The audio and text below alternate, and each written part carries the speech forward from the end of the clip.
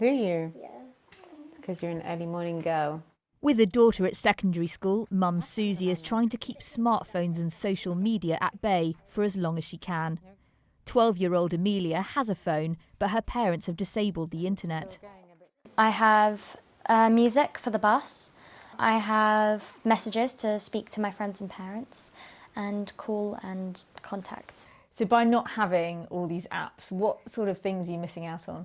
There's a lot of peer pressure that's like, oh, how come you don't have WhatsApp yet? And I get a lot of my friends saying, oh, your parents are so boring, or how come your parents won't let you do this? There was once where, so I was coming out of netball, we were taking my two friends home. They were both literally just walking in the car park on their phones, and I was the only one walking without it. It can be hard to hold out against the tide. There is no doubt about it that she is left out, and I think that parents like me are just in such a hard place because we're trying to do the right thing by our children. I think the message to government would be we are in desperate need of preserving our children's childhood. A campaign has been growing to ban unrestricted use of social media for children under 16. Now a group of MPs are hoping to pressure the government to change the law sooner rather than later.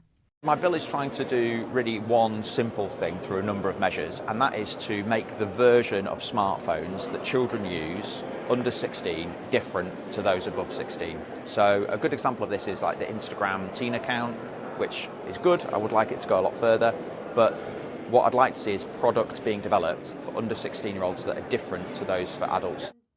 Restrictions are backed by parents who have suffered the worst trauma. Stuart's son Ollie was murdered by other teenagers after a dispute which began on social media. There's no accountability. These platforms are put out there, kids use them, people get hurt. I firmly believe that I lost my son because of weak governance and poor legislation, full stop, which is why we are doing what we are doing. If you could see I can't show you any of the stuff that we saw on his phone, but it's horrific. And a lot of that stuff you can't unsee, and especially as a child. Some children's charities are against a total ban, saying it punishes teenagers and ignores the benefits of phones when used safely. But in a world increasingly dominated by online content, a growing number of parents want to keep the guardrails on. Tamara Cohen, Sky News.